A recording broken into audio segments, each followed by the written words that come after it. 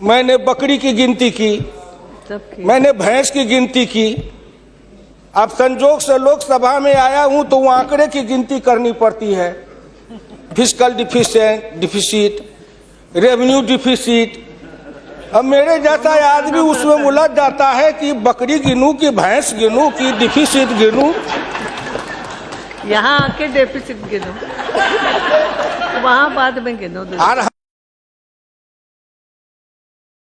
इसमें मेरे गांव की जो गरीब औरतें हैं, जो खेत में काम करती हैं, पसीना बहाती हैं, मिट्टी पानी में सड़ती हैं, उनके शरीर से बदबू निकलता है।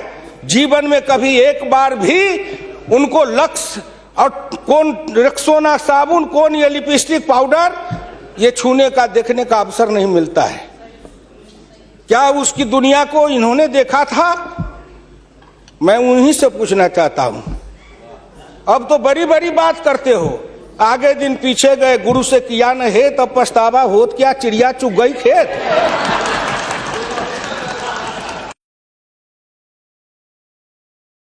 मैं 1977 में एमएलए बन के आया, इंडिया गेट के किनारे पैदल टहल रहा था। एक बड़ी गाड़ी में एक बड़ा कुत्ता जा रहा था, वो अपने मुंह को निकाल के जी लपलपाते जा रहा था। मैं गांव का आदमी खड़ा होकर सोचने लगा, कुत्ता जरूर कुछ कह रहा है। मैं एमपी था, कभी दिल्ली देखा नहीं था। मेरे अंदर से आवाज आई कि कुत्ता कह रहा है, क्या है तू गांव का किसान, गरीब, मजदूर, पिछड़ा, दलित, तू क्या जन्म लेके करने आया है? तुझसे मैं सौभाग्यशाली हूं। देख, मैं ठंड गर्म गाड़ी में बैठा हूं, केक खाता हूं, ऑमलेट कटलेट खाता हूं, गद्दे पर सोता हूं। तुमने देखा हिंदुस्तान, तुमसे अच्छा मैं हूं। उस दिन मुझे लगा कि इस हिंदुस्तान के बड़े लोगों के कुत्ते भी मुझसे अच्छी जिंदगी जी के रहे हैं, और मुझे उस जिंदगी से भी बदतर जिंदगी जिलाने वाले कोई नहीं है, आप हैं।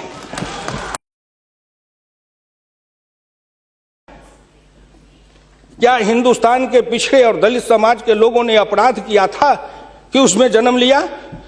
किसी ने भगवान के यहां दरखास्त दिया था कि मुझको तेली बना दो, मुझको लोहार बना दो, मुझको कुर्मी बना दो, मुझको कहार बना दो, मुझको अहिर बना दो, मुझको कलवार बना दो?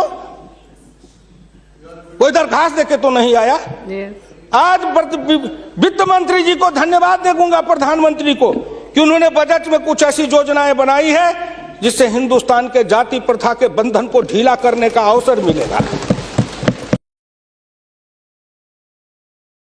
हिंदुस्तान के गांव के गरीब पिछड़े दलितों ने मिलकर कन्याकुमारी से कश्मीर तक, कामरूप से द्वारका धाम तक, इस आसान मान के साथ आपके शब्दों में, जिनको आप अपने ऑफिस के आगे चाय की दुकान खुलवा रहे थे, वो चाय की बेचने वाला, रेल के फुटपाथ पर पानी पिलाने वाला गरीब निर्धन, जिनकी मां मजदूरनी का काम करती थी, ऐसे के बेटा को भारत के प्रधानमंत्री की कुर्सी पर बैठाया कि नरेंद्र मोदी आएगा, भारत का प्रधानमंत्री बन जाएगा, गांव गरीब किसान मजदूर के भाग्य चमक जाएगा।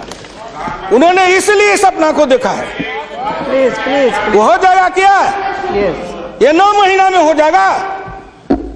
आप नेता बोलते थे, मैं सुन रहा था, मुलायम सिंह आदरणीय बोल रहे थे, मेरे साथी हैं, बरसों तक समाजवादी आंदोलन में लड़े, कि 9 महीना में तो बच्चा पैदा हो जाता है। मैंने कहा कितनी वैज्ञानिक बात कर रहे हैं, ये तो वैज्ञानिकता है, प्रकृति का नियम है, 9 महीना में बच्चा पैदा होता है। लेकिन जो बच्चा पैदा होता है, क्या वो बच्चा 9 महीना में फिर बच्चा पैदा कर देगा क्या?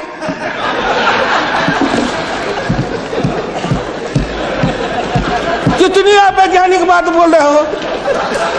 इस सरकार का 9 महीना हुआ, 10 महीना हुआ, सरकार पैदा हुई, अब क्या सोचते हो? आप क्या सोचते हो? इसलिए आपसे मेरी विनम्र प्रार्थना है, कहीं पर निगाहें, कहीं पर निशाना, ना कुछ मिले तो कुछ कहिए, ना कुछ मिले तो विरोधी में गए तो कुछ ना कुछ तो कहना है ना, नहीं तो दुनिया कैसे देखेगी कि विरोधी का काम कर रहे हैं। इसलिए आपसे मेरी विनम्र प्रार्थना है, अगर विरोधी का काम भी करना है तो आप अपने नेताओं को कहिए कि कुछ दिन हमारे पास आए, 6 महीना ट्रेनिंग दे देंगे कि हम विरोधी थे तो क्या करते थे। अरे नाटक भी करिए तो किसी डायरेक्टर से सीख तो लीजिए, जो गरीबी का डायरेक्टर है उससे सीखे नहीं, गरीबी का नाटक खेल रहे हैं। ये एक गांव में नाटक